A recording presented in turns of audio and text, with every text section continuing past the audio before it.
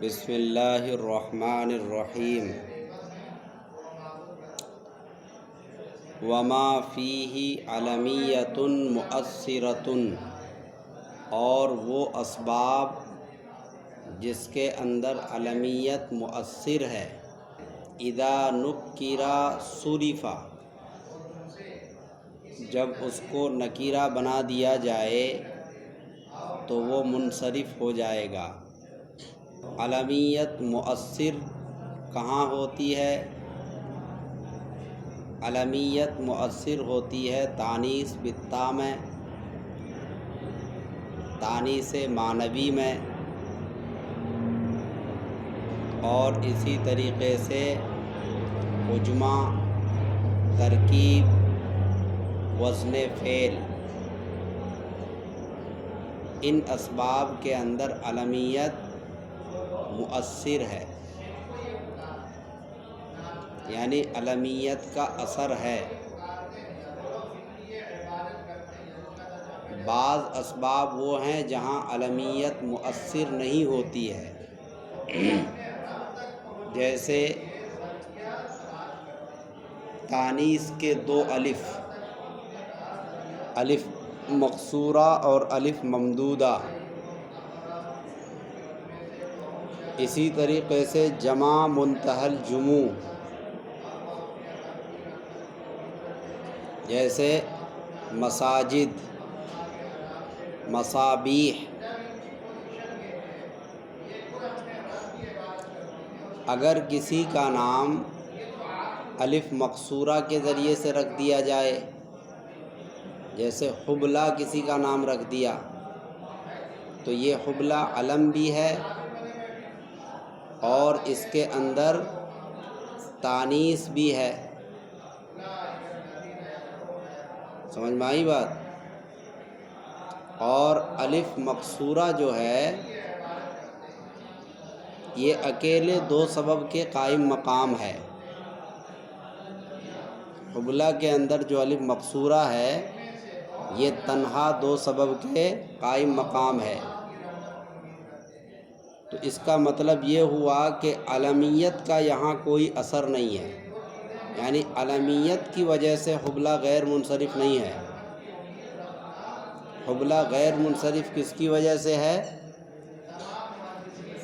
الف مقصورہ کی وجہ سے، کیونکہ الف مقصورہ تنہا دو سبب کا قائم مقام ہے۔ جب یہ دو سبب کے قائم مقام خود ہی ہے تو اب اس کو کسی اور سبب کی علم وغیرہ کی کوئی ضرورت نہیں، تو علم اگرچہ ہے تو ہے لیکن اس کا کوئی فائدہ نہیں ہے یہاں، یعنی علمیت یہاں مؤثر نہیں ہے۔ ہم سمجھانا چاہتے ہیں مؤثر کا کیا مطلب؟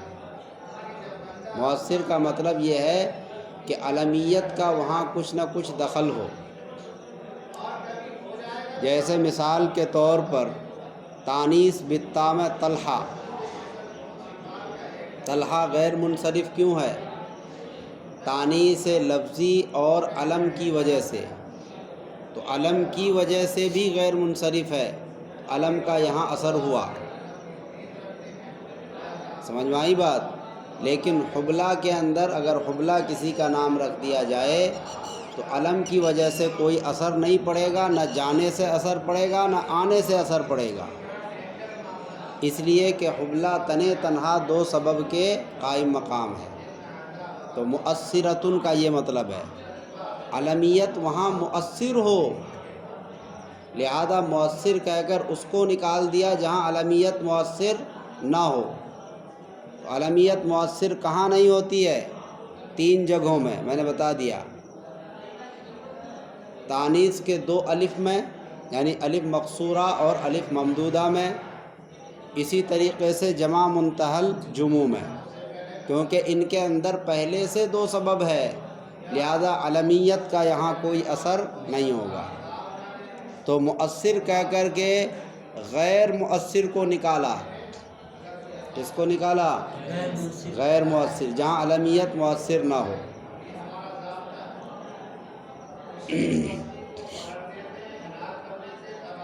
یہ کہہ رہے ہیں اذا نکر صرف، جب نکیرہ بنایا جائے گا تو وہ کلمہ منصرف ہو جائے گا، یعنی جن اسباب کے اندر علمیت ہے،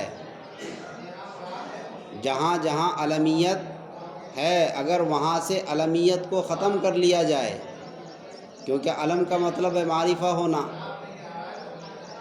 علم کیا ہے؟ معرفہ ہے، تو جہاں علم ہوگا وہ کلمہ معرفہ ہوگا۔ جیسے ابراہیم غیر منصرف ہے عجمہ اور علم کی وجہ سے، تو اس کا مطلب یہ کہ ابراہیم کیا ہے؟ معرفہ ہے۔ ابراہیم کیا ہے؟ معرفہ ہے۔ اب اگر اس کو نکیرہ بنا دیا جائے، اس کو نکیرہ بنا دیا جائے، یعنی اس کی علمیت کو ختم کر دیا جائے، تو کلمہ منصرف ہو جائے گا، کیونکہ علم بعض جگہوں میں شرط بن کر ہے، جیسا کہ آگے کہا لما تبین من انہا، اس بات کے ظاہر ہونے کی وجہ سے کہ لا تجامع مؤثرتاً، علمیت مؤثر ہو کر جمع نہیں ہوتی ہے۔ تجامع کی ضمیر لوٹ رہی ہے علمیت کی طرف، علمیت مؤثر ہو کر جمع نہیں ہوتی ہے مگر اس میں جس کے اندر شرط ہو، جہاں علمیت شرط ہو۔ اس کا مطلب یہ کہ بعض جگہوں میں علمیت بطور شرط کے ہے۔ پھر آگے کہا الا العدل و وزن الفعلی، مگر عدل اور وزن فعل میں۔ تو بعض جگہیں وہ ہیں جہاں پر علمیت شرط نہیں ہے، سبب ہے۔ یہاں کہا شرطن، تو اس کا مطلب ان میں علمیت شرط ہے۔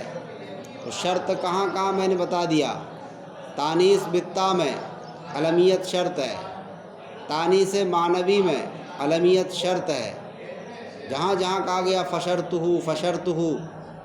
تو وہاں علمیت کیا ہے؟ شرط ہے۔ عجمہ کے اندر علمیت شرط ہے، ترکیب کے اندر علمیت شرط ہے، الف و نون زائدتان میں جبکہ اس میں محض میں ہو علمیت شرط ہے۔ تو کتنے ہو گئے؟ تانیث بالتا، تانیث معنوی 2 اور عجمہ 3، ترکیب 4، وزن فعل 5۔ ارے وہی تو علمیت ہے، معرفہ تو علمیت ہی ہے، معرفہ علمیت ہی تو ہے، معرفہ کہو یا علمیت کہو ایک ہی بات ہے۔ تو 5 جگہوں میں علمیت شرط ہیں، اور 2 جگہوں میں علمیت صرف سبب ہے، شرط نہیں۔ اس کو بتایا عدل اور وزن فعل، عدل اور وزن فعل، اس کے اندر علمیت کیا ہے؟ سبب ہے۔ جیسے مثال دی ہے انہوں نے، شمرا علم ہے اور وزن فعل ہے، تو یہاں علم سبب ہے۔ ایسے ہی ضربا علم ہے، وزن فعل ہے۔ تو بعض اسباب وہ ہیں جہاں علمیت شرط ہے، اور بعض اسباب وہ ہیں جہاں پر علمیت صرف سبب ہے۔ سمجھ میں آئی بات؟ معرفہ میں علمیت، معرفہ اور علمیت دونوں ایک ہی چیز ہے، کیونکہ معرفہ سے مراد علم ہی ہے، تو اس کا اعتبار نہیں۔ تو یہ کہہ رہے ہیں کہ جب نکرہ، یعنی جہاں جہاں علمیت شرط ہے اور علم سے مراد ہے معرفہ، علم کیا ہوتا ہے؟ معرفہ ہوتا ہے، تو جہاں علمیت ہے وہ معرفہ ہے، لہذا اس کی معرفت کو ختم کر دیا جائے، یعنی اس کو نکیرہ بنا دیا جائے، علمیت کو کسی طرح سے زائل کر دیا جائے، تو جہاں پر علمیت شرط ہے تو وہاں کوئی سبب نہیں رہے گا، کلمہ منصرف ہو جائے گا۔ کیوں؟ جیسے ابراہیم ہے، ابراہیم کے لیے علمیت شرط ہے، ایک سبب ہے عجمہ، ایک ہے علمیت۔ علمیت عجمہ کے لیے شرط ہے، تو عجمہ کیا ہوا؟ مشروط، اور قاعدہ ہے اذا فات الشرط فات المشروط۔ جب آپ ابراہیم سے علمیت کو ختم کر دیں گے، اور ختم کرنے کا طریقہ کیا بھی ہم بتائیں گے، جب آپ ابراہیم سے کیا کریں؟ علمیت کو ختم کر دیں گے تو کلمہ نکرہ ہو جائے گا، اور علمیت شرط ہے، شرط ختم ہوگی تو مشروط بھی ختم ہوگی۔ مشروط کون ہے؟ عجمہ۔ تو علمیت بھی ختم، عجمہ بھی ختم، ایک بھی سبب نہیں رہا وہاں۔ سمجھ میں آئی بات؟ وہاں پر ایک بھی سبب نہیں رہا، کلمہ رہ جائے گا بغیر سبب کے۔ جب کوئی سبب ہی نہیں ہے یہاں تو یہ منصرف ہو گیا۔ یہ تو شرط والی بات ہوئی جہاں علمیت شرط ہو۔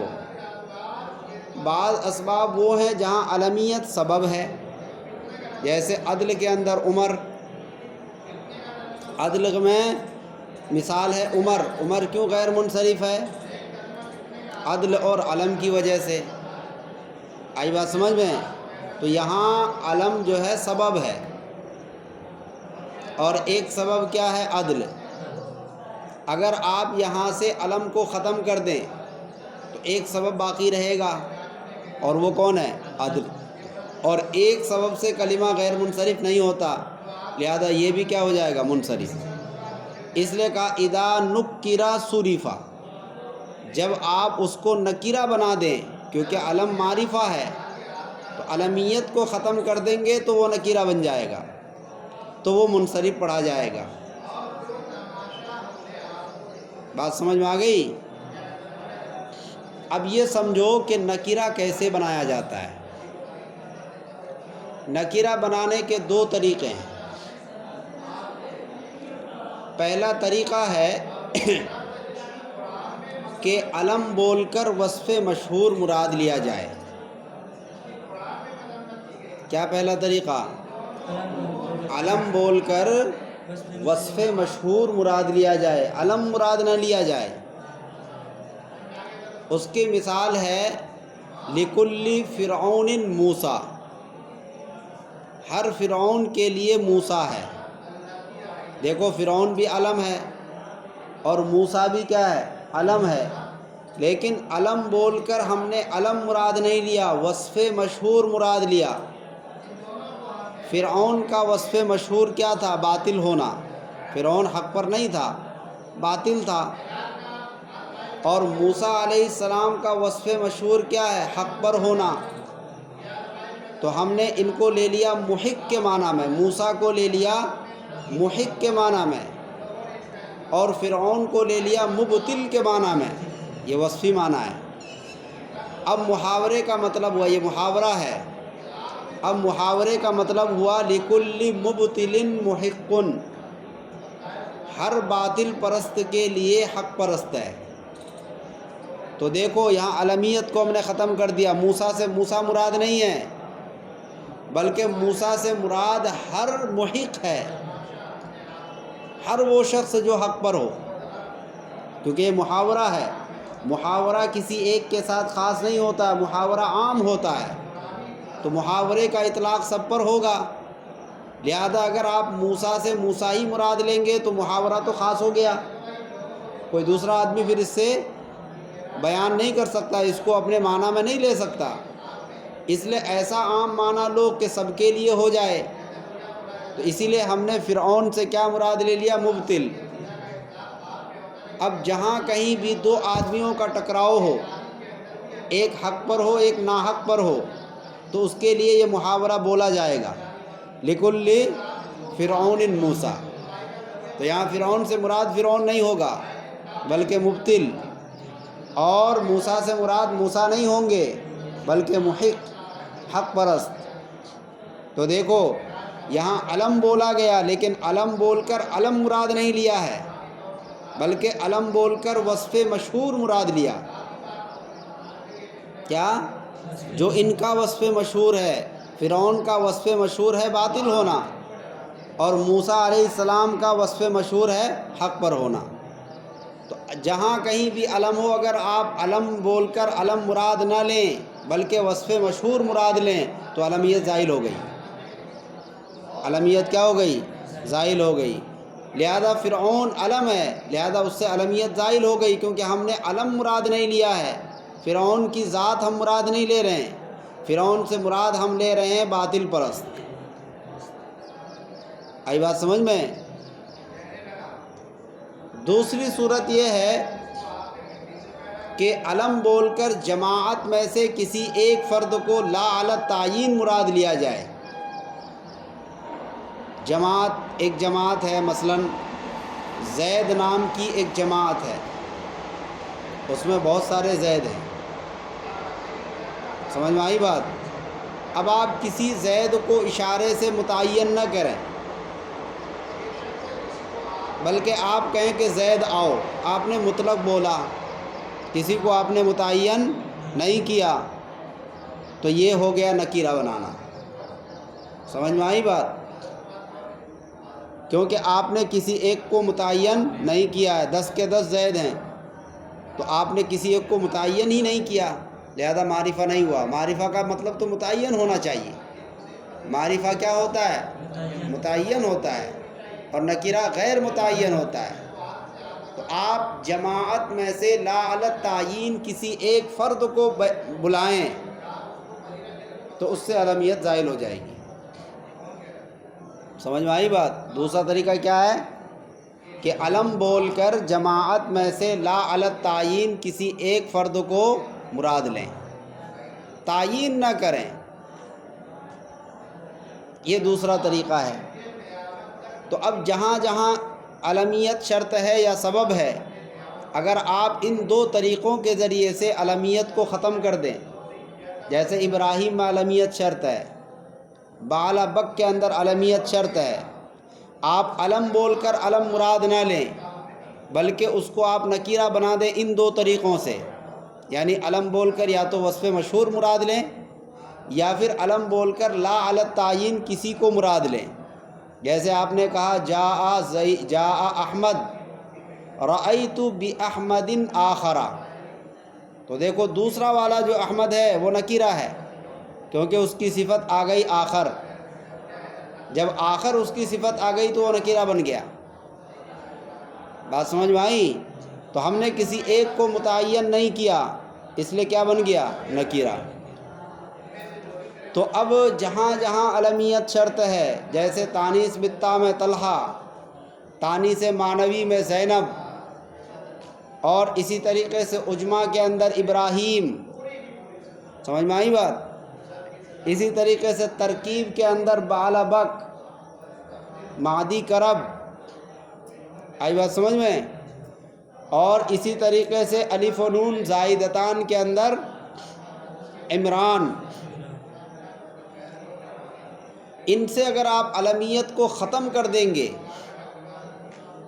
اور ختم کرنے کے دو طریقے بتا دیے، یا تو وصف مشہور مراد لو، علم بول کر علم مراد نہ لو، وصف مشہور مراد لو، یا علم بول کر لا علی التعیین کسی ایک فرد کو مراد لو، تو علمیت ختم ہو گئی، لہذا کلمہ کیا ہو جائے گا؟ نکیرہ۔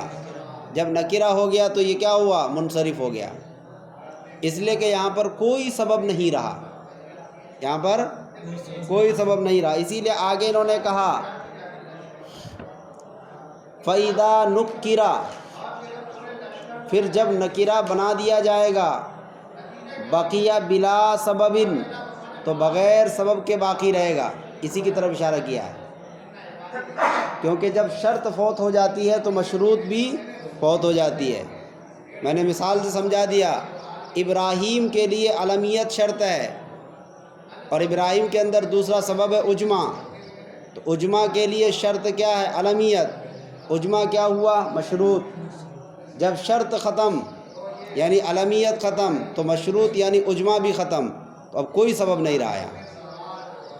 آگے پھر انہوں نے کہا او علی سبب واحد، یا باقی رہ جائے گا ایک سبب پر، اس کا تعلق ہے عدل اور وزن فعل سے، جیسے عمر کے اندر عدل بھی ہے اور علم بھی ہے، یہاں علم سبب ہے، شرط نہیں ہے۔ سمجھ میں آئی بات؟ کیونکہ عدل کے اندر یہ نہیں کہا شرطہ العلمیت، اس کا مطلب یہ کہ عدل کے لیے علم شرط نہیں ہے۔ لہذا جب آپ علمیت کو ختم کر دیں گے اور ان دو طریقوں میں سے کسی ایک کے ذریعے سے، تو اب وہاں کون سا سبب رہے گا؟ صرف ایک سبب، اور وہ کیا ہے؟ عدل۔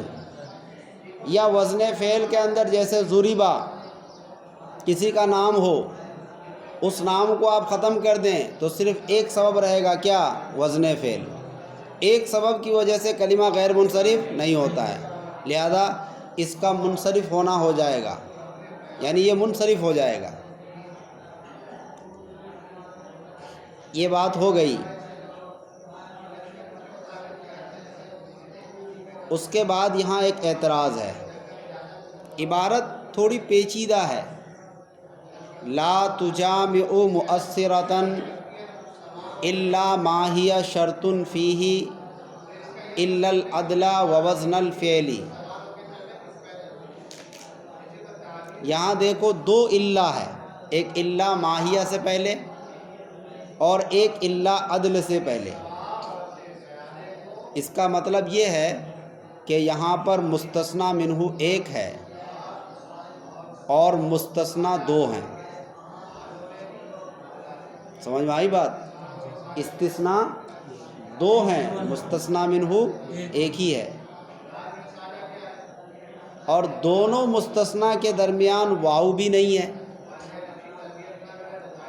اگر واو ہوتا کہ الا ما ہی شرط فیہ و الا، پھر واو لاتے تو یہ سمجھا جاتا کہ بھئی دو الگ الگ ہیں۔ اور جب کہیں دو مستثنی ہوں اور بیچ میں واو نہ ہو تو سمجھا جائے گا کہ یہ بدل الغلط ہے، بدل الغلط ہے۔ بدل الغلط میں کیا ہوتا ہے کہ آدمی پہلے غلطی کرے پھر اس کو سدھارے۔ سمجھ میں آئی بات؟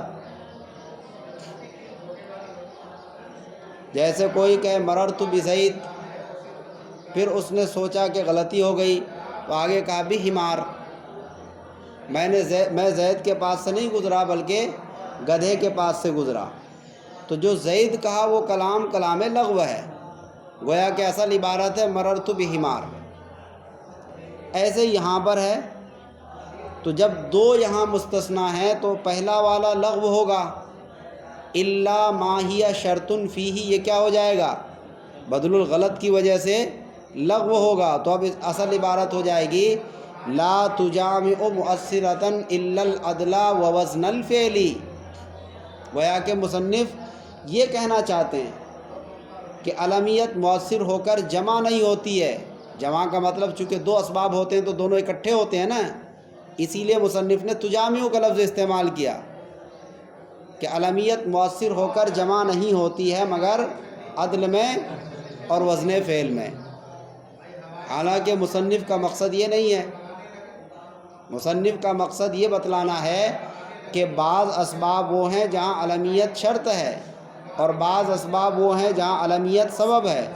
تو شرط والے اسباب کو الا ما ہی شرط فیہ سے بیان کیا اور سبب والے اسباب کو الا العدل ووزن الفعل سے بیان کیا۔ دونوں کو بیان کرنا مقصود ہے، یہاں کوئی غلط نہیں ہے۔ تو پھر عبارت صحیح کیسے ہوگی؟ کیونکہ ایک مستثنی سے، ایک مستثنی منہ سے دو مستثنی نہیں ہو سکتے۔ تو عبارت کو صحیح کرنے کا طریقہ بتاؤ۔ تو اس کا جواب دیا کہ آپ کو بظاہر لگتا ہے کہ یہاں پر ایک مستثنی ہے، لیکن حقیقت میں ایک مستثنی نہیں، دو مستثنی ہیں۔ کتنے؟ دو۔ پہلا مستثنی ہے لا تجامع مؤثرۃ، یہ مستثنی منہ ہے، اور اس کا مستثنی ہے ما ہی شرط فیہ۔ یہ ما ہی شرط کو نکالا ہے کس سے؟ لا تجامع سے۔ سمجھ میں آئی بات؟ کیونکہ الا کے بعد نفی کا معنی ٹوٹ جاتا ہے۔ الا کے بعد لا تجامع میں لا ہے اور آگے الا ہے، تو الا کے ذریعے سے نفی کا معنی ٹوٹ گیا۔ تو اب معنی کیا ہو گیا؟ تجامع مؤثرۃ، ما ہی شرط فیہ، علمیت مؤثر ہوتی ہے، علمیت جمع ہوتی ہے مؤثر ہو کر جس میں شرط ہو، علمیت جمع ہوتی ہے مؤثر ہو کر جس میں علمیت کیا ہو، شرط ہو، تو شرط والی صورت آ گئی۔ اس کے بعد پھر مصنف نے کہا، علامہ نے کہا کہ اللہ کو لے لیا جائے غیرہ کے معنی میں۔ کس کے معنی میں؟ غیرہ کے معنی میں۔ تو اب عبارت ہوگی لا تجامع مؤثرۃ غیر ما ہی شرط فیہ۔ اب جب اللہ کو ہم نے غیرہ کے معنی میں لے لیا تو اب یہ پورا جملہ پھر بن گیا مستثنی منہ۔ سمجھ میں آئی بات؟ پہلا والا مستثنی منہ اور مستثنی دونوں مل کر اب پھر یہ کیا بنا؟ مستثنی منہ، کیونکہ تھوڑی سی چینجنگ کی ہم نے اللہ کو لے لیا کس معنی میں؟ غیرہ کے معنی میں۔ تو اب کیا مطلب ہوگا اس کا؟ لا تجامع مؤثرۃ غیر ما ہی شرط فیہ، ترجمہ ہوگا کہ علمیت جمع نہیں ہوتی ہے مؤثر ہو کر اس کے علاوہ میں جس میں شرط ہے، جس میں علمیت شرط ہے اس کے علاوہ میں علمیت جمع نہیں ہوتی ہے، مگر ہوتی ہے کہاں؟ عدل اور وزن فعل میں۔ تو گویا کہ انہوں نے قضیہ سالبہ بنایا۔ کیا بنایا؟ قضیہ سالبہ، کیونکہ نہیں آ گیا نا، کلی طور پر نفی آ گئی۔ قضیہ سالبہ میں کیا ہوتا ہے؟ نفی ہوتی ہے۔ تو یہ نفی کر رہے ہیں کہ علمیت مؤثر ہو کر جمع نہیں ہوتی ہے اس کے علاوہ میں جس میں شرط ہو، نہیں ہوتی ہے، تو یہی تو سالبہ ہے۔ یہ کیا ہے؟ سالبہ۔ تو یہی قضیہ سالبہ اس کا مستثنی منہ ہے۔ یہی قضیہ سالبہ کیا ہے؟ مستثنی منہ۔ یہ جواب ہو گیا۔ آگے کہہ رہے ہیں وَهُمَا مُتَضَادَّانِ فَلَا يَكُونُ مَعَهَا إِلَّا أَحَدُهُمَا، اور وہ دونوں کے دونوں یعنی عدل اور وزن فعل ایک دوسرے کی ضد ہیں، چنانچہ نہیں ہوگا اس کے ساتھ مگر ان میں سے ایک۔ معترض یہ کہتا ہے کہ ایسا ہو سکتا ہے کہ کوئی کلمہ ایسا ہو جہاں پر وزن فعل بھی ہو، عدل بھی ہو اور علم بھی ہو، تین اکٹھے ہو جائیں۔ اب تین میں سے ایک کو زائل کر دیا جائے یعنی علمیت کو، تو اب دو اسباب وہاں ہیں، کون کون؟ وزن فعل اور عدل۔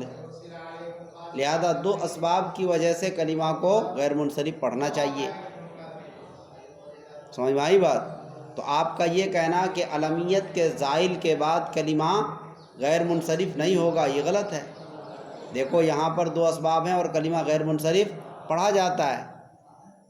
تو اس کا جواب انہوں نے دیا کہ دیکھو وزن فعل اور یہ عدل یہ دونوں جمع نہیں ہو سکتے، وہما متضادان، یہ دونوں ایک دوسرے کی ضد ہیں۔ ایک دوسرے کی ضد کیسے ہیں؟ عدل کے اوزان الگ ہیں اور وزن فعل کے اوزان الگ ہیں۔ وزن فعل کے 8 اوزان کل بتا دیے تھے، آئی بات سمجھ میں؟ کیا بتایا تھا؟ ثلاثی مجرد معروف و مجہول، رباعی مجرد معروف و مجہول 4، ثلاثی مزید فی معروف و مجہول، رباعی مزید فی معروف و مجہول 8۔ یہ اوزان اس کے 8 فکس ہیں، اور عدل کے اوزان 6 فکس ہیں۔ 4 تو عدل کی مثال میں ہے، جیسے ثلاث اور مثلث، 2 وزن یہ ہو گئے۔ ثلاث یہ فعال کے وزن پر ہے، مثلث یہ مفعل کے وزن پر ہے۔ سمجھ میں آئی بات؟ اس کے بعد عمر اور قطامی یہ 2 اوزان ہیں، سمجھ میں آئی بات؟ عمر یہ فعل کے وزن پر ہے اور قطامی یہ فعالی کے وزن پر ہے، 4 اوزان ہو گئے۔ 2 اوزان اور ہیں جن کا ذکر یہاں نہیں ہے، فعل جیسے سحر اور فعلی جیسے امسی، عدل کے 6 اوزان ہیں اور وزن فعل کے 8 اوزان ہیں۔ وزن فعل کے اوزان الگ ہیں، عدل کے اوزان الگ ہیں، تو دونوں جمع کیسے ہوں گے؟ وزن ہی الگ الگ ہے۔ جب وزن الگ الگ ہے تو دونوں ایک ساتھ جمع نہیں ہو سکتے۔ ایسا کوئی وزن نہیں ہے جس میں عدل کا بھی وزن ہو اور وزن فعل کا بھی وزن ہو۔ اسی لیے کہا گیا وَهُمَا مُتَضَادَّانِ فَلَا يَكُونُ مَعَهَا، چنانچہ نہیں ہوگا اس کے ساتھ مگر ان میں سے ایک، اس کے ساتھ یعنی کس کے ساتھ؟ علمیت کے ساتھ۔ علمیت کے ساتھ دونوں جمع نہیں ہوں گے کیونکہ دونوں ایک دوسرے کی ضد ہے۔ جیسے آگ اور پانی کے درمیان تضاد ہے، انسان اور پتھر کے درمیان تضاد ہے، سمجھ میں آئی بات؟ حیوان اور عمارت کے درمیان تضاد ہے، ایسے یہاں بھی ہے۔